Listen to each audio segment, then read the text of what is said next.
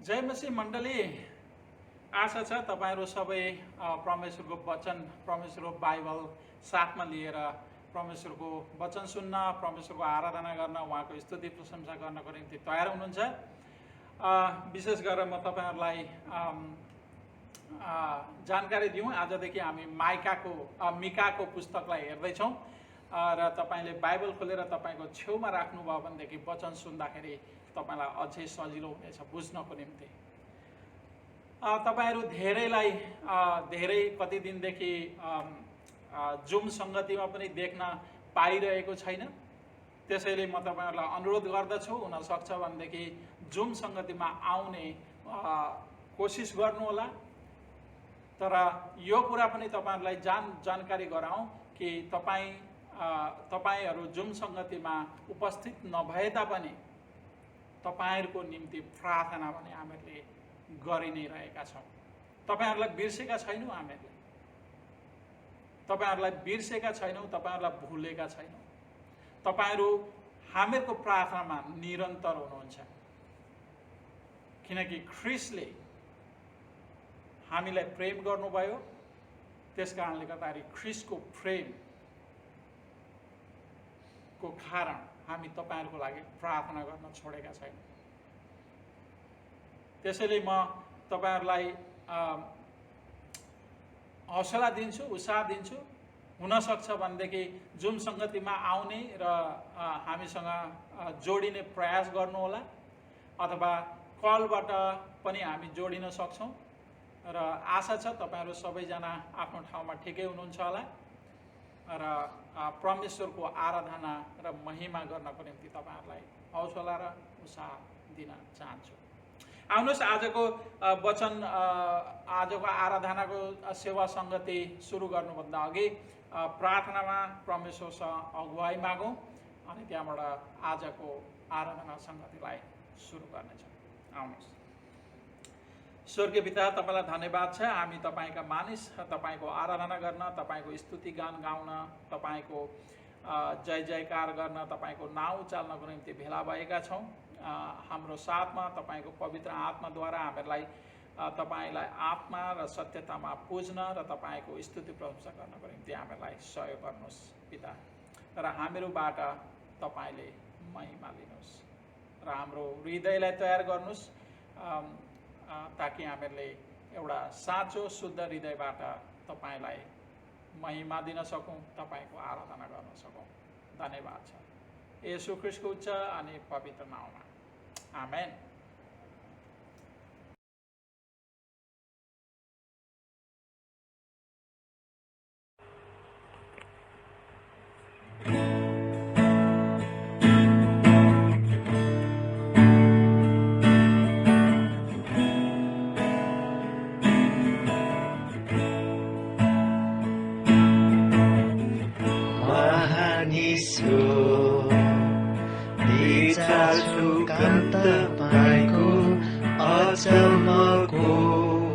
जो सृष्टि गर्नुभयो, हेर्छु तारा, सुन्छु गर्जन लाग्दो प्रकाशमा, संसारमा तपाईको प्रशंसा होइरहोस् ईश्वरको। कति महान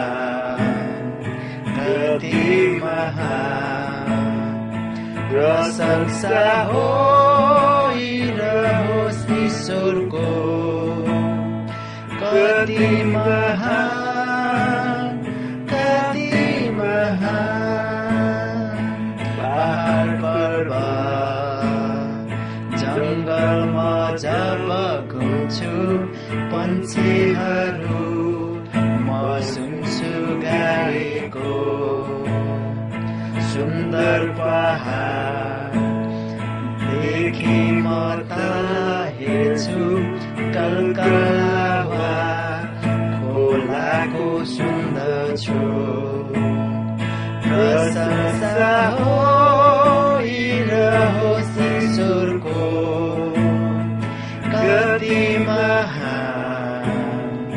कति महान प्रशंसा होइरहोस् ईश्वरको कति महान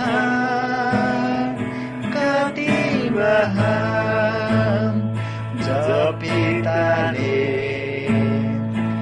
एकलौटे पुत्रलाई पठाए जम्मा पाप उठाउनलाई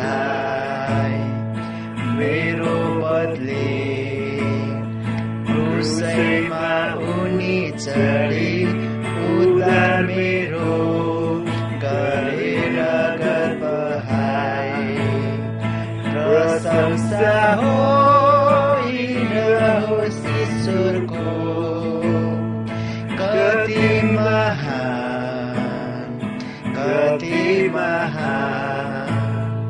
प्रशंसा होइरहोस् ईश्वरको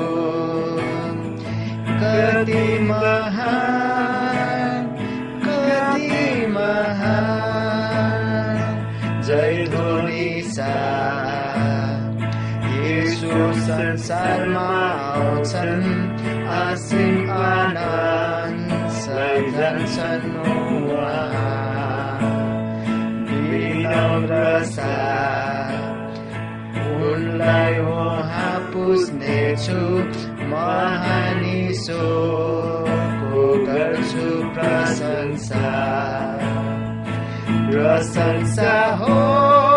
होइरहोस् ईश्वरको कति महान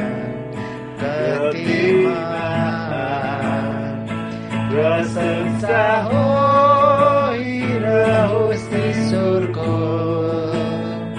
कति महान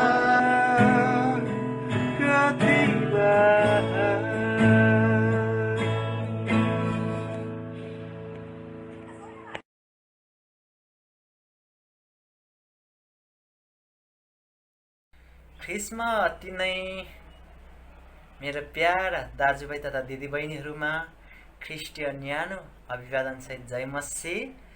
सर्वप्रथम त परमेश्वरलाई धन्यवाद र मलाई यो प्रेरितहरूको विश्वासको सार पाठ गर्ने अभिभारा दिनुहुने पास्टर बुवा मम्मी जोन र युवनलाई पनि धन्यवाद दिन चाहन्छु। र मलाई विश्वास छ यो समय तपाईँहरू जहाँ पनि हुनुहुन्छ सुरक्षित साथ हुनुहुन्छ भन्ने र म आउनुहोस् यो समय प्रेरितको विश्वासको सारलाई पाठ गर्नेछौँ र तपाईँहरू पनि म सँगसँगै पाठ गर्न सक्नुहुनेछ।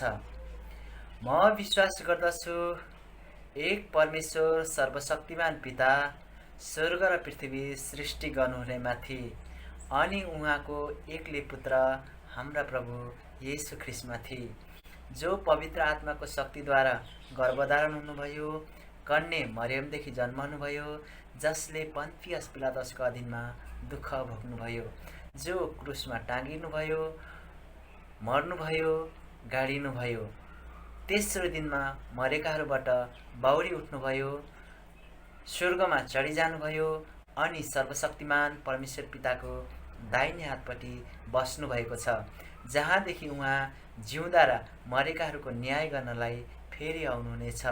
म विश्वास गर्दछु पवित्र आत्मामाथि, पवित्र मण्डलीहरूमाथि, पवित्रहरूको सङ्गतिमाथि, पाप मोचनमाथि, शरीरको पुनरुत्थानमाथि र अजम्बरी जीवनमाथि। आमेन।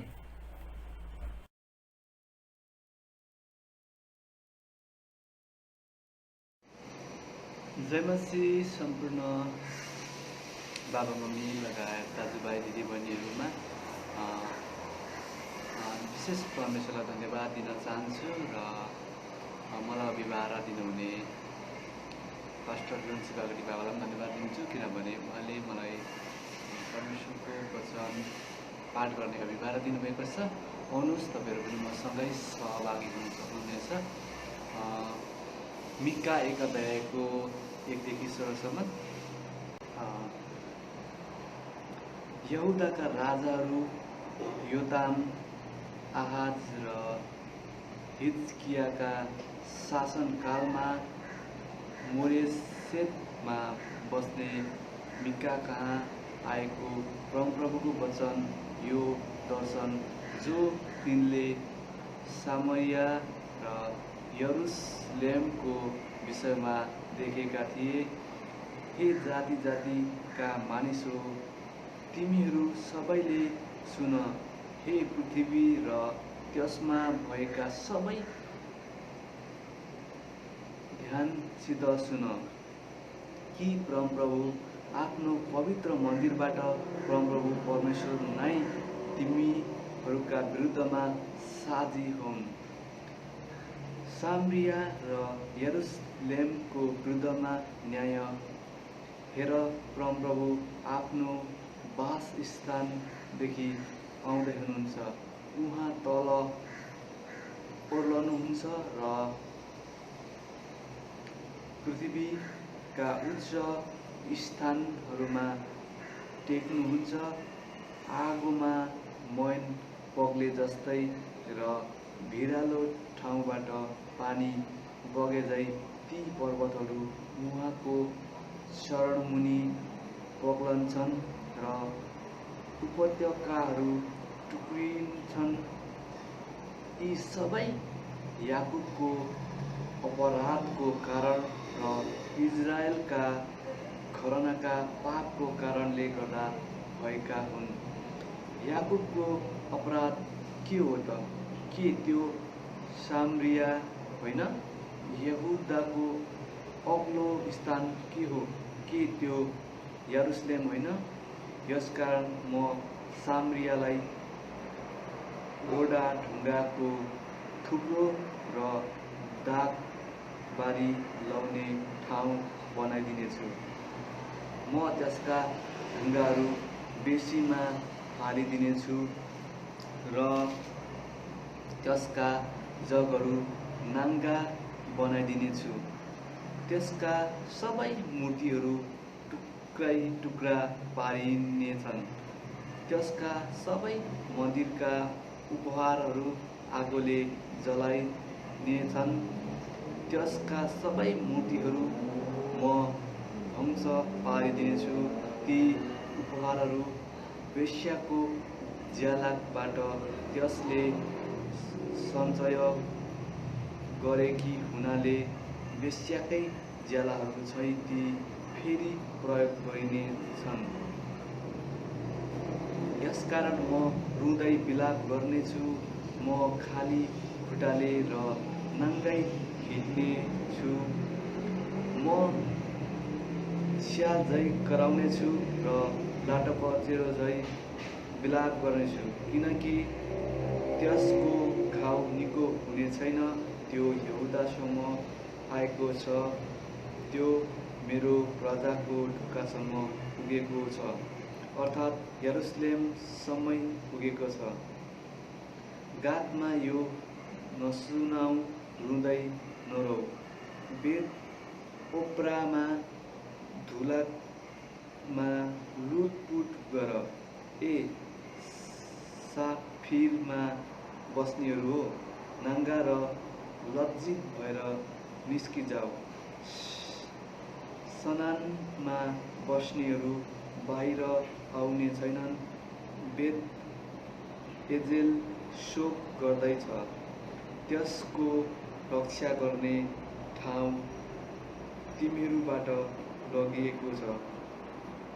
मारोतमा बस्नेहरू दुखाइले छटपटाइरहेका छन्, किनभने यरुशलेमको मूल ढोकासम्मै परमप्रभुबाट विपत्ति आएको छ। हे लाकिसमा बस्ने हो, घोडाको दल रथमा कस। सियोनकी छोरीको निम्ति पापको सुरु तिमीहरू नै थियौ, किनकि इजरायलका अपराधहरू तिमीहरूमा नै भेटाइए। यसकारण मोरेसेत गातलाई बिदाका उपहारहरू तिमीहरूले दिनेछौ। अक्जिबको नगर इजरायलका राजाहरूलाई धोका दिने प्रमाणित हुनेछ। हे मारेसामा बस्ने हो, म तिमीहरूका विरुद्धमा विजय गर्ने एकजनालाई ल्याउनेछु, तिनी जो इजरायलको महिमा हुन्।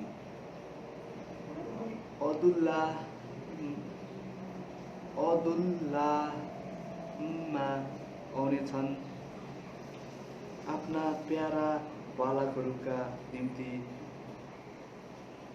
तिमीहरूको केश सोसमा मुण्डन गर, सबै कपाल मुडाएर गिद्धको झैँ बनाऊ, किनकि तिमीहरूको बालकहरू तिमीहरूबाट निर्वासनमा लगिनेछन्। आमेन।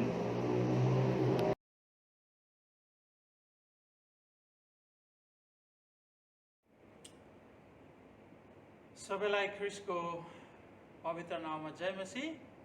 प्रियहरू, आज हामी मिकाको पुस्तकलाई हेर्नेछौँ र केही हप्ता हामी निरन्तर मिकाको पुस्तकलाई पढ्नेछौँ।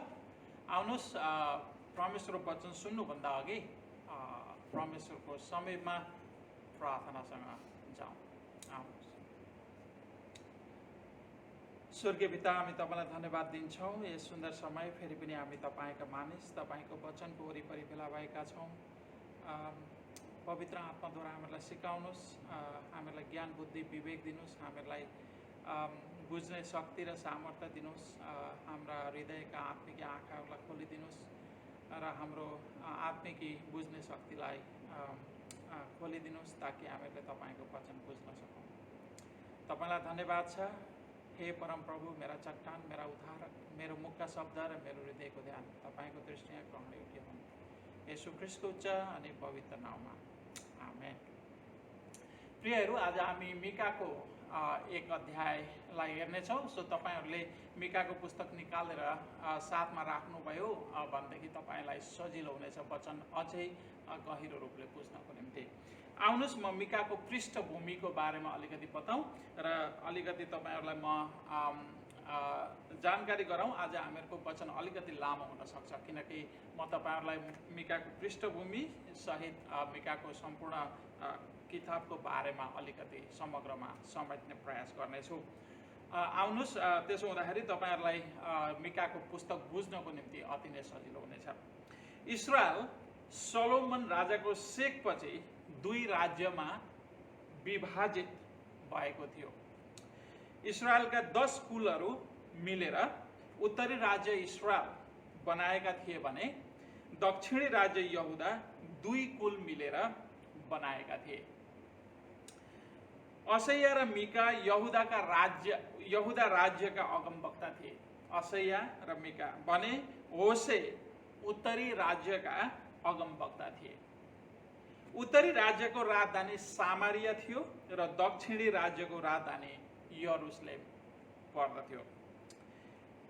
मिका अगमवक्ताले 3वटा राजाको शासनकालमा अगमवाणीको सेवाकाई गरेका छन् र राजाहरूको नाम यस प्रकार छ: योताम, आहाज र हिजकिया। तपाईँहरूले एक अध्यायमा, मिकाको एक अध्यायमा एक पदमा पाउनुहुन्छ।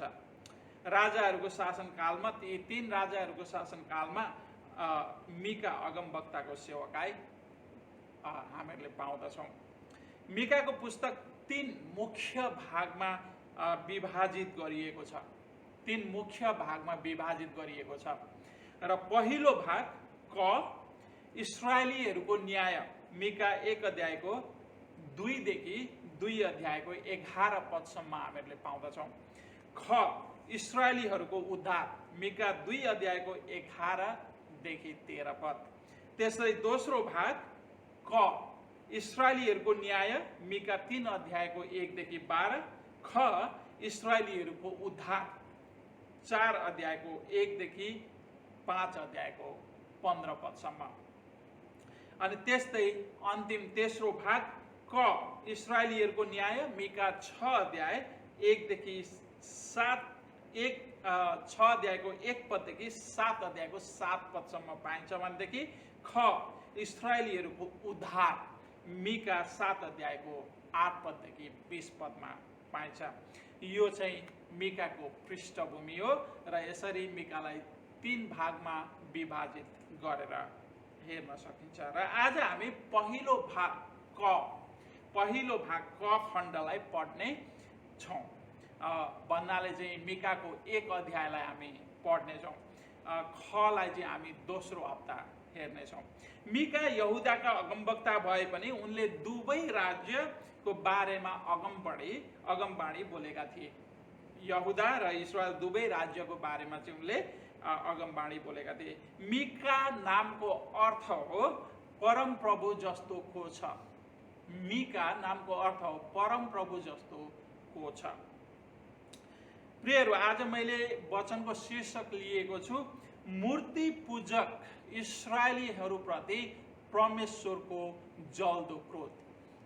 मूर्ति पूजक इस्राएलीहरूप्रति परमेश्वरको जल्दो क्रोध। मिकाको अगमबाणी विशेष गरेर इस्राएलीहरूको विरुद्धमा बोलेको भए पनि मिकाको अगमबाणी आजको युगको लागि पनि हो, आजको यस युगको लागि पनि हो र यस युगका मानिसहरूको लागि पनि हो। किनकि परमेश्वरको वचन जहिल्यै पनि जीवित र क्रियाशील छ। किनकि मिकाले केवल इस्राएलीहरूलाई मात्रै होइन तर पृथ्वी र त्यसमा भएका सबै जाति जातिका मानिसहरूलाई परमप्रभुको वचन ध्यान दिएर सुन्न आह्वान गरेका छन्। तपाईँ र मैले मिकाको पुस्तकलाई पढ्न सक्छौँ। यसरी सुरु हुन्छ 1 अध्याय। यहुदाका राजाहरू योताम, आहाज र हिजकियाका शासनकालमा मोरेसेतमा बस्ने मिकाह कहाँ आएको परमप्रभुको वचन यो दर्शन हो तिनले सामरिया र यरुशलेमको विषयमा देखेका थिए। अनि 2 पद, हे जाति जातिका मानिस हो तिमीहरू सबैले सुन, हे पृथ्वी र त्यसमा भएका सबै ध्यानसित सुन कि परमप्रभु आफ्नो पवित्र मन्दिरबाट परमप्रभु परमेश्वर नै तिमीहरूका विरुद्धमा साक्षी हुन्। सो मिकाले केवल इस्राएलीहरूलाई मात्रै होइन तर सम्पूर्ण संसारका सबै जाति सबै मानिसहरूको विरुद्धमा आफूले बोलेको अगमबाणीको मिकाले परमप्रभु परमेश्वरलाई साक्षी राखेका छन्।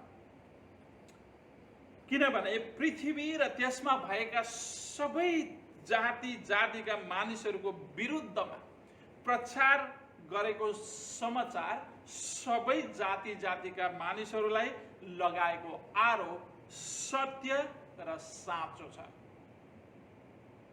त्यसैले मिकाले परमप्रभुलाई साक्षी राखेका छन्।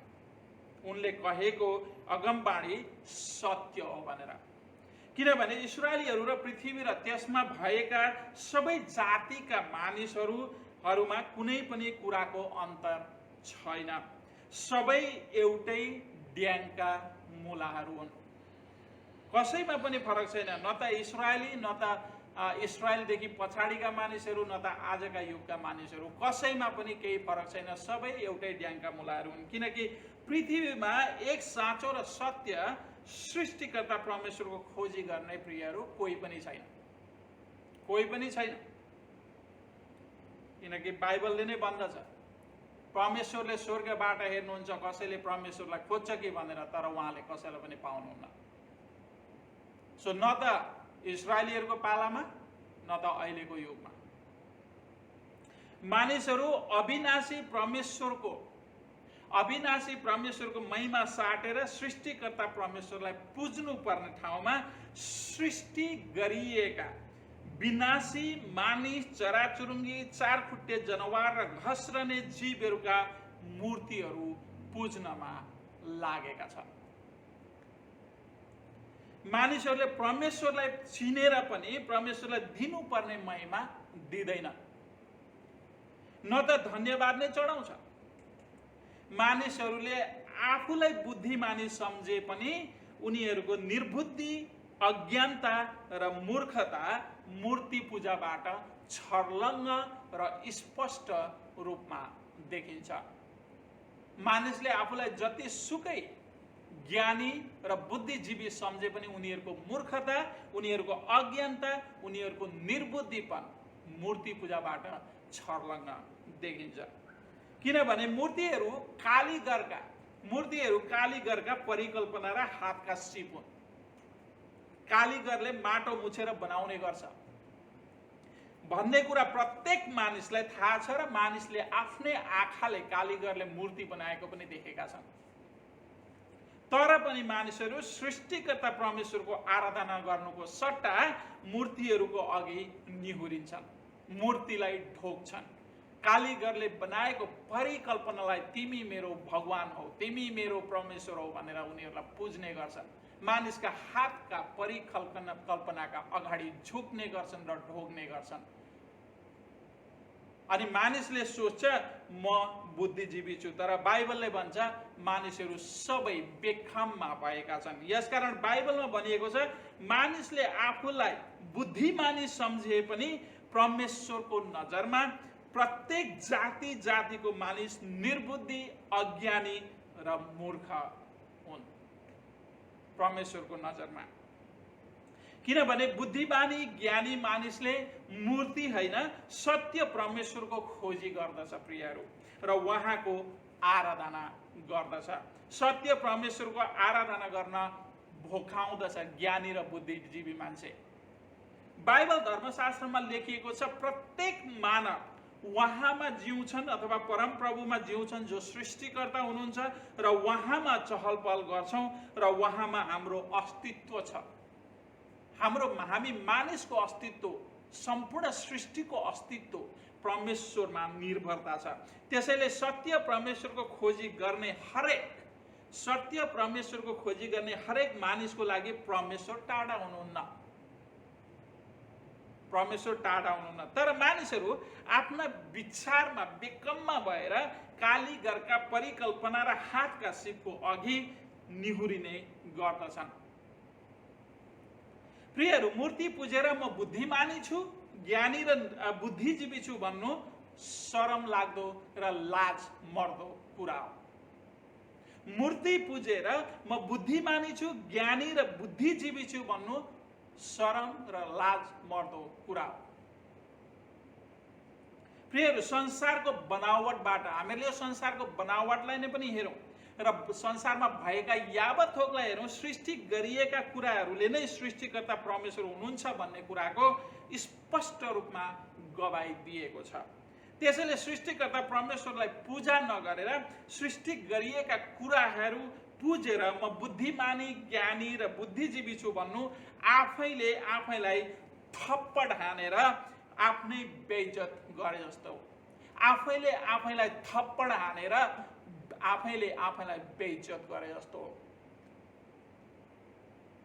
यसकारण मिका अगमवक्ताको समाचार सृष्टिकर्ता परमेश्वर हुनुहुन्छ भन्ने कुराको ज्ञान हुँदा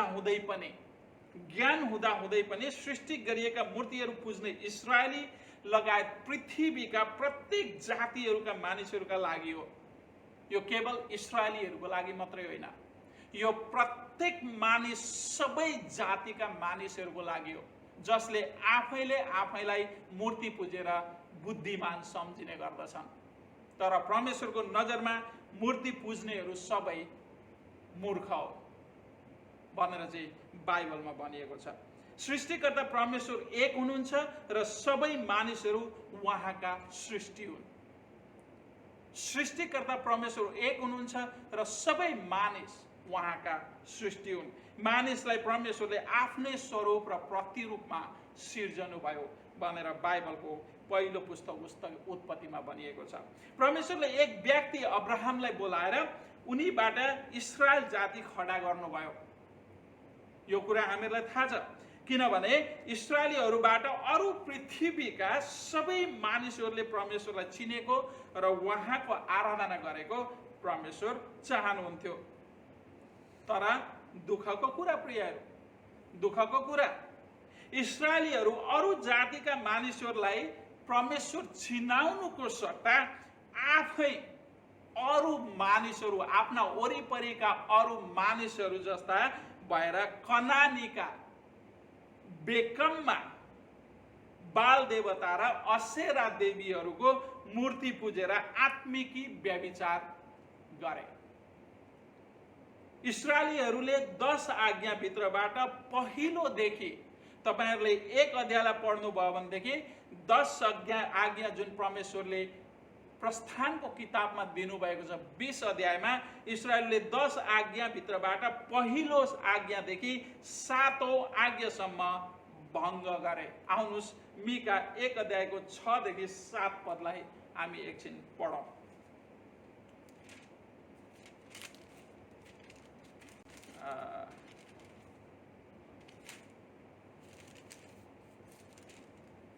मिका 6 पद। यसकारण म सामरियालाई रोडा ढुङ्गाको थुप्रो र दागबारी लगाउने ठाउँ बनाइदिनेछु। म त्यसका ढुङ्गाहरू बेसीमा फालिदिनेछु र त्यसका जगहरू नाङ्गा बनाइदिनेछु। त्यसका सबै मूर्तिहरू टुक्रा टुक्रा पारिनेछन्। त्यसका सबै मन्दिरका उपहारहरू आगोले जलाइनेछन्। त्यसका सबै मूर्तिहरू म ध्वस्त पारिदिनेछु। ती उपहारहरू बेस्याको ज्यालाबाट त्यसले सञ्चय गरेकी हुनाले बेस्याकै ज्यालाहरू चाहिँ ती फेरि प्रयोग गरिनेछन्। त्यसै गरेर हामीहरूले यदि हेऱ्यौँ भनेदेखि मूर्तिको विषयमा परमेश्वरले प्रस्थानको 20 अध्यायमा के भन्नुभएको छ, आउनुहोस् मसँग प्रस्थानको 20 अध्यायलाई पल्टाउनुहोस्। प्रस्थानको 20 अध्याय यहाँनिर यसरी भन्नुभएको छ। प्रस्थान 20 अध्यायको 1 देखि 6 पद म सर पढ्नेछु तपाईँहरूको लागि। अनि यी सब कुरा परमेश्वरले भन्नुभयो, म परमप्रभु तिमीहरूका परमेश्वर हुँ, जसले तिमीहरूलाई मिश्र अर्थात् दासत्वको देशबाट निकालेर ल्याए। म बाहेक अरू कुनै देवी देवताहरू नमान्नु, आफ्ना निम्ति खोपेर कुनै किसिमको मूर्ति नबनाउनु, माथि आकाश अथवा तल पृथ्वी वा तल पानीमा भएको कुनै कुराको आकारको प्रतिमूर्ति नबनाउनु, तिनीहरूका सामु ननिहुरिनु, तिनीहरूको पूजा नगर्नु, किनकि म परमप्रभु तिमीहरूका परमेश्वर डाहा गर्ने परमेश्वर हुँ। मेरो अवहेलना गर्ने पिता पुर्खाका अधर्मको दण्ड उनीहरूका सन्तानहरूलाई उनीहरूका तेस्रो र चौथो पुस्तासम्म दिनेछु। तर मलाई प्रेम गर्ने र मेरो आज्ञाहरू पालन गर्नेहरूका हजारौं पुस्तामाथि म कृपा गर्नेछु। सो परमेश्वरले यहाँनिर स्पष्ट रूपमा इस्राएलीहरूलाई चाहिँ मूर्ति नपुज्नको निम्ति आदेश दिनुभएको हामी पाउँदछौँ। प्रियहरू, मूर्ति नपुज्नको निम्ति स्पष्ट रूपमा परमेश्वरले आदेश दिनुभएको थियो। तर हामीहरूले 6 र मिका 1 अध्यायको 6 र 7 पदमा पढ्यौँ भनेदेखि इस्राएलीहरूले परमेश्वरका 10 आज्ञाहरू लथ्याउनु र भङ्ग गरेको हामी पाउँदछौँ। परमेश्वरले जे काम नगर्नु भन्नुभएको थियो त्यही काम गरेको हामीहरू पाउँदछौँ। अब प्रश्न यो हो प्रियहरू, उनीहरूलाई थाहा थियो परमेश्वरले उनीहरूलाई दासत्वको मिश्र देशबाट कसरी निकालेर ल्याउनु भयो। जीवित परमेश्वरको बाहुबलीमा उनीहरू चाहिँ निस्किएर मिश्र देशबाट प्रतिज्ञाको देशमा आएका थिए। उनीहरूलाई थाहा थियो परमेश्वर कसरी आगो र बादल भएर चाहिँ उनीहरूलाई अगुवाई गर्नुभयो।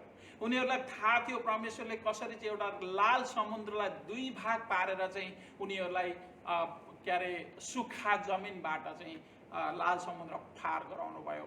उहाँ कसरी सिनाई पर्वतमा चाहिँ बादलमा आएर उनीहरूसँग बोल्नुभयो। यी सबै कुराहरू उनीहरूले देखेका थिए। जीवित परमेश्वरको कार्य महिमा, उहाँका अक्षम्म कार्यहरू उनीहरूको स्वयं आँखाले देखिएका थिए। अब प्रश्न यो प्रियहरू, इस्राएलीहरूले परमेश्वरका 10 आज्ञाहरू त्याग्नु र भङ्ग गर्नुको कारण के थियो? उनीहरूले किन परमेश्वरको 10 आज्ञा भङ्ग गरे र परमेश्वरका आज्ञालाई लत्याए? नेपालीमा एउटा भनाइ छ, पुरुषहरू अर्काकी श्रीमती र महिलाहरू अर्काको श्रीमानप्रति अति नै आकर्षित हुन्छन् अरे। तपाईको सुमधुर मुस्कान देख्दा यो कुराले तपाईको पनि चित्त बुझ्यो जस्तो लाग्यो मलाई।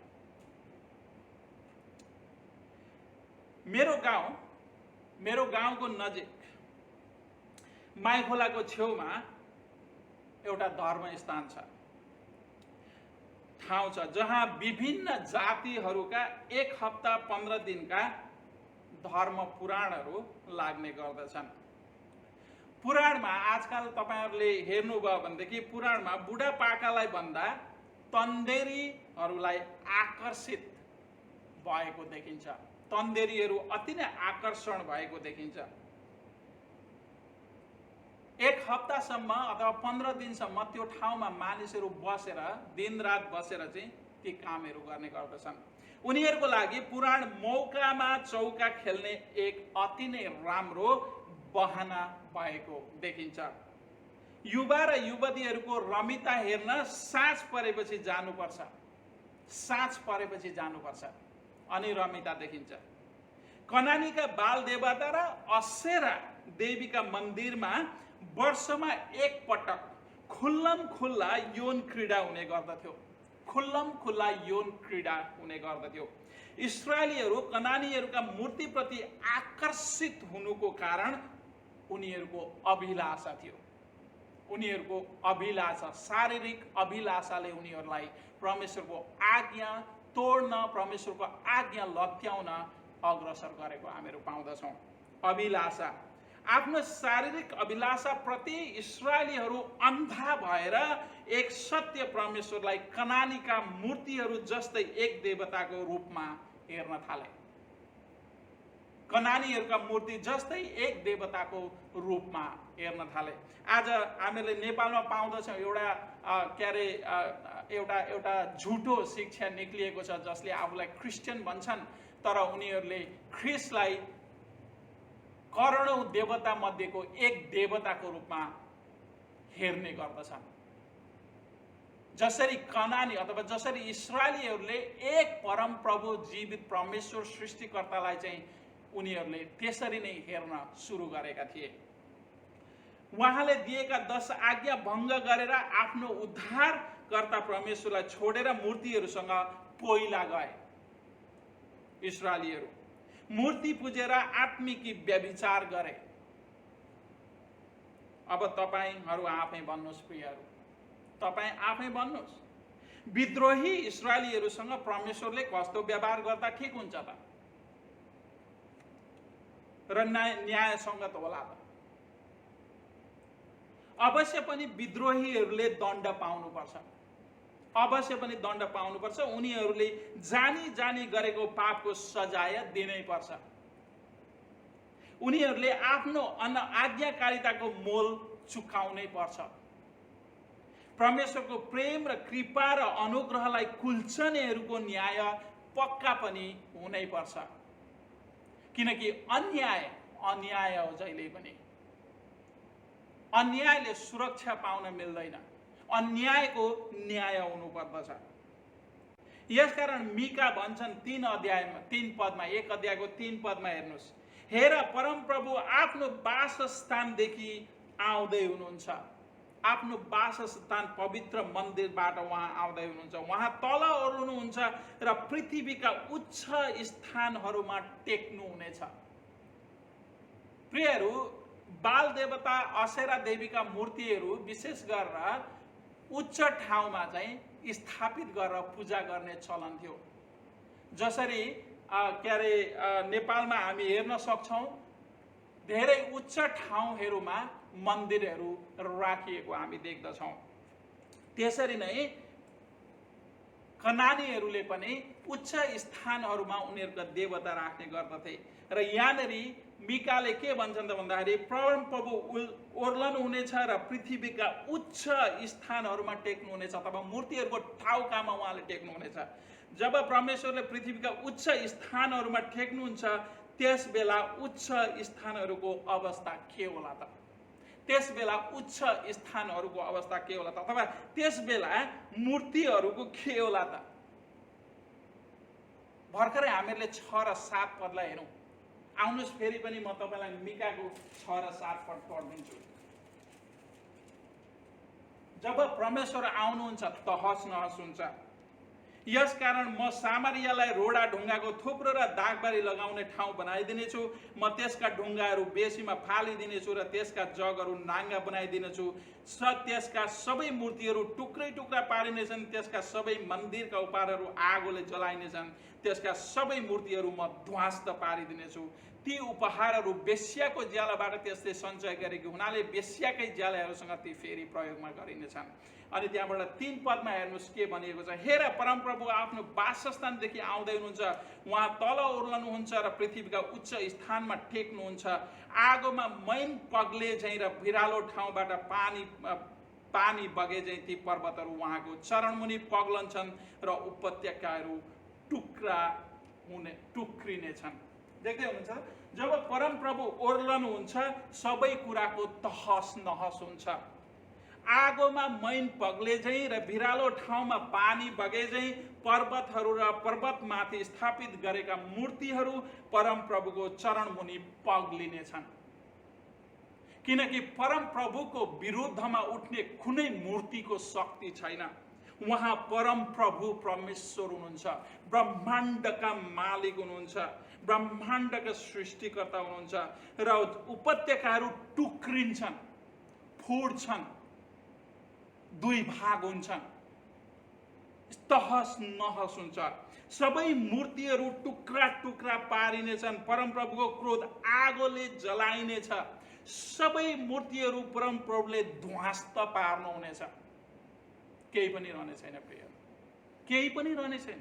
जब परमप्रभु ओर्लनुहुन्छ उहाँको क्रोधमा,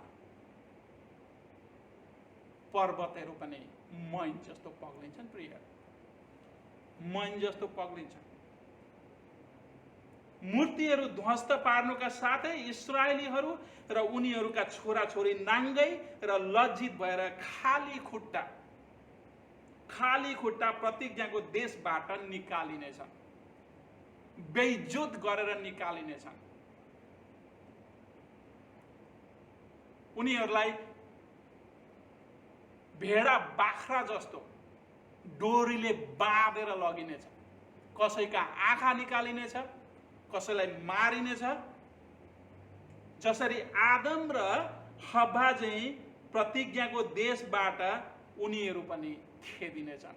जसरी आदम र हव्वा अदनको बगैँचाबाट खेदिए उनीहरूको पापले गर्दाखेरि, त्यसै गरेर इस्राएलीहरू पनि खेदिनेछन्। र इभेन्चुअली सिरियाले 722 BC-मा इस्राएलीहरूलाई बन्दी बनाएर लैजान्छ। किनभने यरुसलेमको मूल ढोकासम्मै परमप्रभुबाट विपत्ति आएको छ।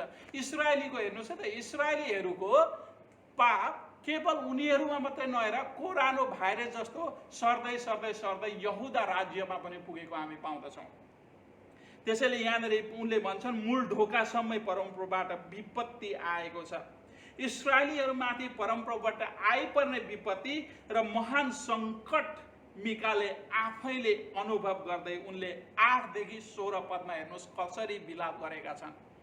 लगेर तपाईले पढ्नु होला उनको विलाप, उनले कसरी विलाप गरेका छन्, कसरी चाहिँ इस्राएलीहरूलाई बन्दी बनाएर लगिनेछ, कसरी लज्जित पारिनेछ, कसरी उनीहरूलाई चाहिँ नाङ्गो खुट्टाले उनीहरूलाई लगिनेछ र उनीहरूका छोराछोरीलाई पनि छोडिने छैन भनेर चाहिँ मिकाले यहाँनिर कसरी बिलौना गरेका छन्, रुँदै विलाप गरेका छन् उनले 8 देखि 16 पदमा। 1 अध्यायको 8 देखि 16 पदमा लाटो कोसेरो झैँ रुँदै विलाप गरेका छन् उनले। किनभने जब परमप्रभु रिसाउनुहुन्छ आगोमा मैन पग्ले झैँ र भिरालो ठाउँबाट पानी बगे झैँ ती पर्वतहरू पनि के हुन्छन् त भन्दा उहाँको चरणमुनि पग्लिन्छन् र पर्वत उपत्यकाहरू टुक्रिन्छन्। इट्स भेरी डरलाग्दो कुरा हो। जब परमप्रभु ओर्लिनुहुन्छ सबै तहस नहस हुन्छ, सबै तहस नहस हुन्छ। किनभने परमप्रभु मूर्ति हुनुहुन्न, परमप्रभु मूर्ति हुनुहुन्न प्रियहरू। परमप्रभुलाई मूर्ति सम्झिनु हुँदैन। जसका हात छन् चलाउन सक्दैनन्, जसका खुट्टा छन् हिँड्न सक्दैनन्, जसका आँखा छन् देख्न सक्दैनन्, जसको कान छ सुन्न सक्दैन, जसको मुख छ बोल्न सक्दैन, तर परमप्रभु जीवित परमेश्वर हुनुहुन्छ। उहाँ हिँड्नुहुन्छ, उहाँ बोल्नुहुन्छ, उहाँले मानिसलाई दण्ड दिनुहुन्छ। परमप्रभु मूर्ति हुनुहुन्न, उहाँ सम्पूर्ण सृष्टिकर्ता जीवित परमेश्वर हुनुहुन्छ।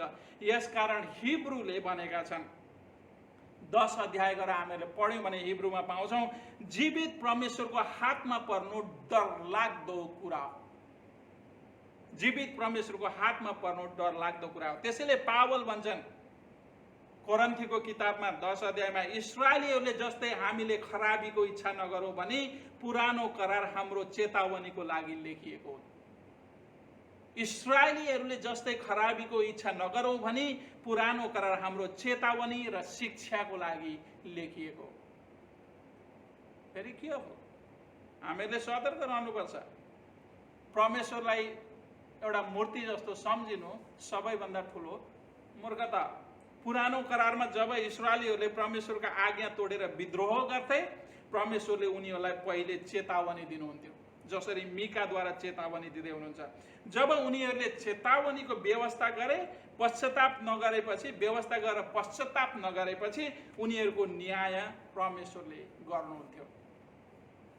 मिकाद्वारा परमेश्वरले पहिले चेतावनी दिनुभयो इस्राएलीहरूलाई, तर उनीहरूले पश्चाताप गर्ने कुरो त आउँदै आएन। 2 अध्यायमा गएर हेऱ्यौँ भनेदेखि त अझै तपाईँले मलाई अचम्म लाग्छ। पश्चाताप गर्नु, परमेश्वरमा गल्ती गरेको छु मैले भनेर परमेश्वरमा फर्किनुको सट्टा उनीहरूले व्यवस्था गरे। परिणाम परमेश्वरले उनीहरूलाई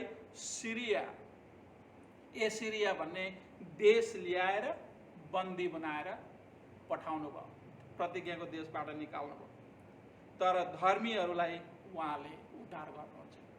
धर्मीहरूको परमेश्वर सधैँ उद्धार गर्नुहुन्छ। जसले परमेश्वरलाई आफ्नो सारा हृदय, सारा प्राण, सारा समझले प्रेम गर्छ, उनीहरूलाई परमेश्वरले सधैँ उद्धार गर्नुहुन्छ। अहिले परमेश्वरले के गर्नुहुन्छ त? त्यतिखेरको र अहिलेको जमानामा, अहिलेको समयमा भिन्नता छ। साँच्चै भन्नु भनेदेखि विपरीत छ। कसरी विपरीत छ भन्नुहुन्छ भने बुझ्नु होला यहाँनिर। अहिले परमेश्वरले इजरायलीहरूको चाहिँ तत्काल न्याय गर्नुहुन्न, तत्काल न्याय गर्नुहुन्न, किनकि यो समय परमेश्वरको अनुग्रहको समय हो र न्याय चाहिँ परमेश्वरले अन्त्यमा गर्नुहुन्छ। त्यस बेला पश्चाताप गर्ने मौका कसैले पाउँदैन, किनकि समय नै हुँदैन।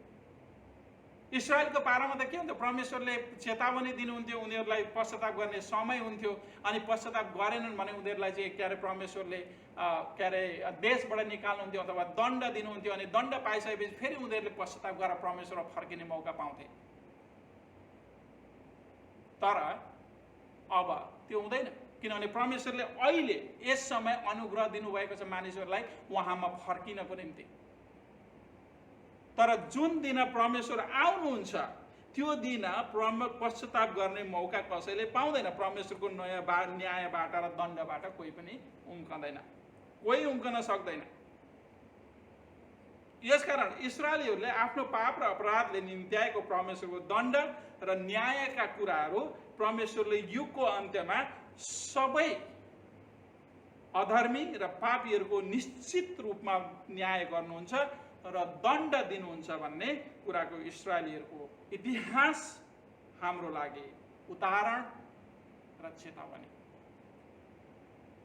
उदाहरण र चेतावनी। यसकारण ख्रिस्टमा विश्वासीहरूलाई यूहन्नाको पत्रमा परमेश्वरले संसार वा संसारमा भएका थोकहरूलाई प्रेम नगर्न आदेश दिनुभएको छ। यूहन्नाको पत्र गएर पढ्नु होला, यूहन्ना 1 अध्याय अथवा निकाल्नु होला तपाईले, पहिलो यूहन्ना 2 अध्यायको 15 देखि 17 पद। क्रिस्चियनहरूले संसार र संसारका कुराहरूलाई प्रेम किन नगर्ने? किनकि संसारमा भएका सबै थोक अर्थात् शरीरको अभिलाषा, आँखाको अभिलाषा, जीवनको सेकी पिताबाट आएका होइनन्, तर संसारबाट आएका हुन्। संसार बिति जान्छ र त्यसको अभिलाषा पनि बिति जान्छ, तर परमेश्वरको इच्छा पूरा गर्ने चाहिँ सधैँको निम्ति रहिरहन्छ। शरीरको अभिलाषा, यहाँनिर 3वटा कुराको अभिलाषाको कुरा गरिएको छ। अभिलाषाले नै इस्राएलीहरूलाई चाहिँ परमेश्वरबाट तर्काएको थियो। सो अभिलाषा, यहाँनिर यूहन्नाले 3वटा अभिलाषाको कुरा गरेका छन्। पहिलो अभिलाषा शरीरको अभिलाषा। शरीरको अभिलाषाभित्र पर्ने कुराहरू महिला र पुरुषसँगको अनैतिक र अनियमित यौन सम्बन्ध, महिला र पुरुषसँगको अनैतिक र अनियमित यौन सम्बन्ध अथवा बुढा र बुढीभन्दा बाहिरको यौन सम्बन्धलाई व्यभिचार भनिन्छ। व्यभिचार र मूर्ति पूजा कुनै फरक छैन। परमेश्वरले व्यभिचार र मूर्ति पूजा एउटै नजरले हेर्नुहुन्छ र यो अभिलाषा भनेको अति नै डरो, अति नै शक्तिशाली अभिलाषा हो मानिसहरूको लागि। यसले जस्तो सुकै म डरो छु भन्ने मान्छेलाई पनि घिसार्ने गर्दछ। बाइबलमा बुढा र बुढी भित्रको यौन सम्बन्ध मात्र स्वीकार्य गरिएको छ। बुढा र बुढी भन्दा बाहिरको यौन सम्बन्ध भनेको मूर्ति पूजा गरे चाहिँ पाप हो। दोस्रो, आँखाको अभिलाषा। आँखाको अभिलाषामा पर्ने कुराहरू लोभ र लालच हुन्। लोभ र लालच। आँखाले जब कुनै राम्रो कुरा देख्छ तब त्यसलाई प्राप्त गर्ने लोभ र लालच मनमा जन्माउँछ। जब मनमा कुनै पनि कुरा प्राप्त गर्ने पाउने लोभ र लालचको जन्म हुन्छ प्रियहरू, मानिसले त्यो प्राप्त गर्न जस्तो सुकै काम गर्न पनि पछि हट्दैन। जस्तो सुकै काम गर्न पनि, यहाँसम्म कि मानिसले चोर्ने, डकाइती गर्ने, ठग्ने, मान्छेलाई झुक्याउने, छल्ने र ढाँट्ने, अनि त्यहाँबाट अन्तिममा हत्या गर्न पनि पछि पर्दैन। आँखाको अभिलाषा। तेस्रो, जीवनको सेखी। घमण्ड र अहङ्कारभित्र जीवनको सेखी पर्दछन्। घमण्ड र अहङ्कारी मानिसले आफ्नो धन सम्पत्ति, ज्ञान बुद्धि र आफ्नो बल शक्तिमा घमण्ड र अहङ्कार गर्दछ। घमण्डी र अहङ्कारी मानिसले अरूको इज्जत, मान र सम्मान गर्दैन। ऊ सधैँ मैले गर्दा र मेरो कारणले भन्ने थाक मात्र उसले देखाउन जानेको हुन्छ।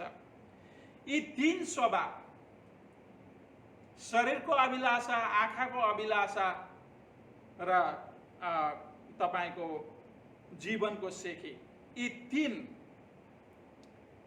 तीन स्वभाव मानिसहरूका मूर्ति हुन् र परमेश्वरले कुनै प्रकारको मूर्ति नबनाउन र नपुज्न आज्ञा दिनुभएको छ। यदि कुनै मानिसले शरीरको अभिलाषा, आँखाको अभिलाषा, जीवनको सेखी, यी तीन कुरालाई प्रेम गर्दछ भने परमेश्वरको प्रेम त्यसमा बास गर्दैन। त्यसमा बास गर्दैन र हुन सक्दैन। संसारिक कुराहरू बितेर जान्छन् र सांसारिक अभिलाषा रमाउने मानिस पनि बितेर जान्छ, तर परमेश्वरको इच्छा पूरा गर्ने चाहिँ सधैँको निम्ति रहिरहन्छ भनेर यूहन्नाले भन्दछ। प्रियहरू, ख्रिस्टमा विश्वास गर्नु भनेको पाप गर्ने परिचय पत्र किन्नु होइन। ख्रिस्टमा विश्वास गर्नु भनेको अझ धेरै पाप गर्ने परिचय पत्र किन्नु होइन। ख्रिस्टमा विश्वास गरिसकेपछि परमेश्वरले दिनुभएको 10 आज्ञाहरू पालन गर्नुपर्दछ। 10 आज्ञाहरू पालन गर्नुपर्दछ। 10 आज्ञा पालन गर्नु भनेको परमेश्वरलाई आफ्नो सारा हृदय, प्राण, समझ र शक्तिले प्रेम गर्नु र आफ्नो छिमेकीलाई आफैले जस्तो प्रेम गर्नु। अर्को शब्दमा भन्दा परमेश्वरले तपाईँ र मबाट ख्रिस्ट समर्पित जीवनको माग गर्नुहुन्छ। किनकि परमेश्वरले मूर्ति पूजा हिजो, आज र भोलि सधैँ घृणा गर्नुहुन्छ र घृणा गर्नु नै हुन्छ र मूर्ति पूजा गर्नेहरूको न्याय परमेश्वरले निश्चित नै गर्नुहुन्छ। प्रियहरू, तपाईँ र म येशू ख्रिस्टको आफ्नो बलिदानद्वारा, क्रुसको बलिदानद्वारा पछ्याइएका मानिसहरू, उद्धार गरिएका मानिसहरू, उहाँको रगतले किनिएका मानिसहरू। त्यसैले उहाँले हामीबाट के चाहनुहुन्छ त भन्दा सारा आफ्नो हृदय, प्राण, समझ, शक्तिले परमेश्वरलाई प्रेम गरेको चाहनुहुन्छ र आफ्नो छिमेकीलाई आफैले जस्तो प्रेम गरेको चाहनुहुन्छ। यी अभिलाषाहरूबाट अलग रहेको चाहनुहुन्छ र माथि स्वर्गीयका कुराहरू खोजेको चाहनुहुन्छ। परमेश्वरले किन चेतावनी दिनुहुन्छ? परमेश्वरले किन चेतावनी दिनुभयो? किनकि उहाँले प्रेम गर्नुहुन्छ, उहाँले माया गर्नुहुन्छ, उहाँले तपाईँ र मेरो ख्याल गर्नुहुन्छ। त्यसैले नै उहाँले चेतावनी दिनुहुन्छ ताकि आफ्नो मानिस, आफ्नो छोराछोरी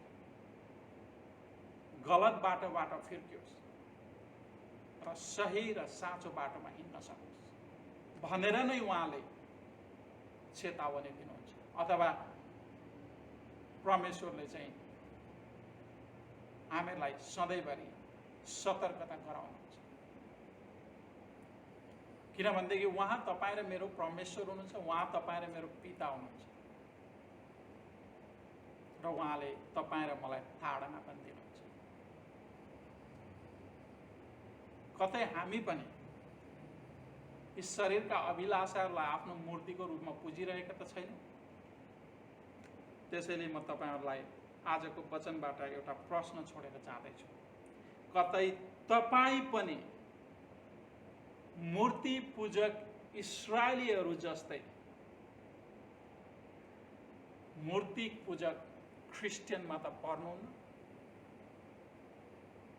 मनन गर्नु होला र गहिरिएर सोच्नु होला र फेरि पनि मिकाको पुस्तकलाई अध्ययन गर्नु होला र परमेश्वरको अनुग्रह र कृपालाई ख्यालमा राख्नु। आउनुहोस् प्रार्थना। स्वर्गीय पिता, हामी तपाईलाई धन्यवाद दिन्छौँ किनकि तपाईँ हाम्रो ख्याल गर्नुहुन्छ, तपाईँ हामीलाई प्रेम गर्नुहुन्छ, तपाईँ हामी बिग्रिएको, नासिएको र भत्किएको चाहनुहुन्न।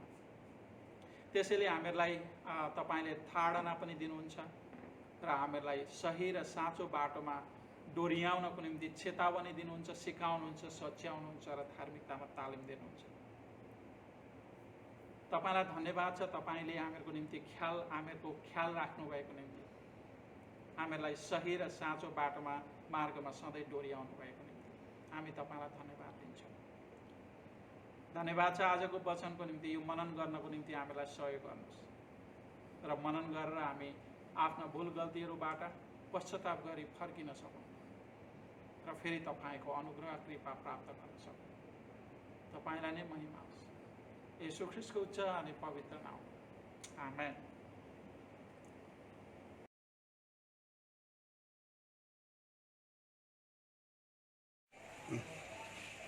सम्पूर्णलाई ख्रीष्ट येशूको न्यानो नाममा जय मसीह। सदा झै आज पनि हामी पश्चातापको प्रार्थनाद्वारा सुरु गर्नेछौँ। सर्वशक्तिमान प्रभु, हाम्रा स्वर्गीय पिता, हामीले तपाईँ र हाम्रा मानिसहरूको विरुद्धमा पाप गरेका छौँ। हाम्रो विचार, बोली र कामद्वारा, असम्बन्धनद्वारा, कमजोरीद्वारा, हामी आफ्नै जानी नजानी गरेका भुलद्वारा हामी साँच्चै नै दुखी छौँ र हाम्रा सबै पापहरूको पश्चाताप गर्दछौँ। तपाईको पुत्र येशू ख्रीष्टको खातिर जो हाम्रो निम्ति मर्नुभयो, विगतका सबै कुराहरूको लागि क्षमा दिनुहोस् र तपाईलाई हाम्रो जीवनको नवीनतामा सेवा गर्न स्वीकार्नुहोस्। तपाईको नामको महिमाको निम्ति आमेन।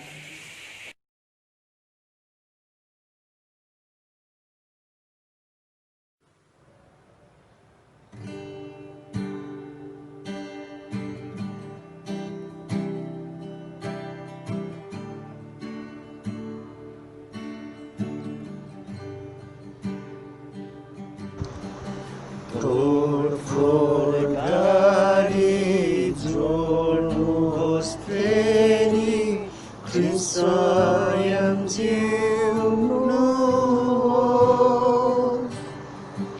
सृष्टि अघिको इच्छा तपाईको हे प्रभु पूर्ण होस्।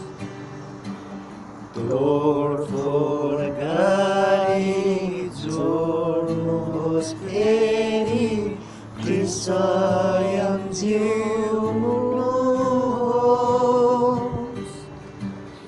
सृष्टि अघिको इच्छा तपाईको हे प्रभु पूर्ण होस्। स्वार्थमय जीवन जिएर कति तपाईलाई रुवाए। स्वार्थमय जीवन जिएर कति तपाईलाई रुवाए। तपाईको आज्ञा तोडेर मैले एकाडा उमारे। ती काडाबाट एक मुकुट बनाई प्रभुलाई पहिराए। पाप गर्दै यहाँ बाँचेर गयौँ बार क्रुसमा चढाए। तोडफोड गरे जोड्नुहोस् फेरि ख्रीष्ट स्वयं जिउनुहोस्। सृष्टि अघिको इच्छा तपाईको हे प्रभु पूर्ण होस्।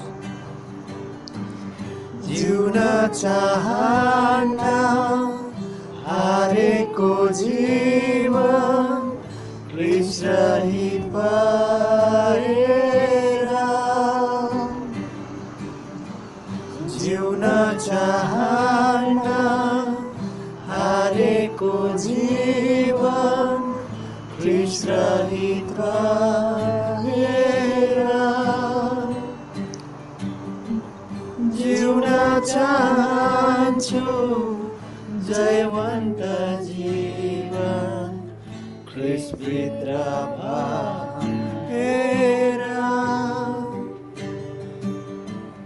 यसकारण प्रभु पूर्ण जीवन तपाईलाई अर्पन्छु। मेरो सट्टामा येशू जिउनुहोस् यो विनय बिसाउँछु। तोडफोड गरी जोड्नुहोस् फेरि ख्रीष्ट स्वयं जिउनुहोस्। सृष्टि अघिको इच्छा तपाईको हे प्रभु पूर्ण होस्। तोडफोड गरी जोड्नुहोस् फेरि ख्रीष्ट स्वयं जिउनुहोस्। सृष्टि अघिको इच्छा तपाईको हे प्रभु पूर्ण होस्।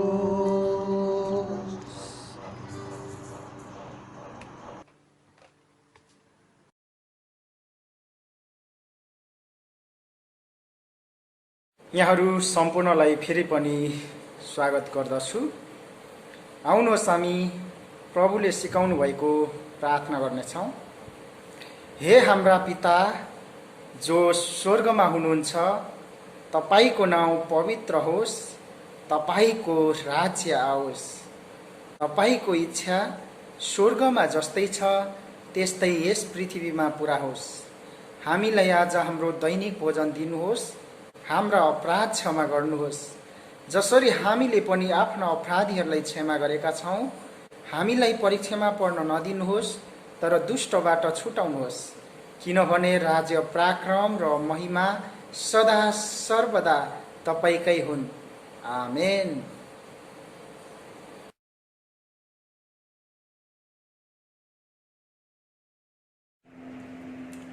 आउनुहोस् सङ्गतिको अन्त्यमा हामी आशिषको प्रार्थना गर्नेछौँ।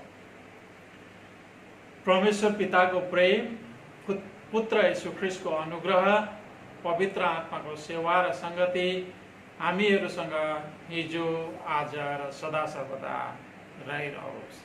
आमेन। प्रशंसा होइरहोस् ईश्वरको, कति महान, कति महान। प्रशंसा हो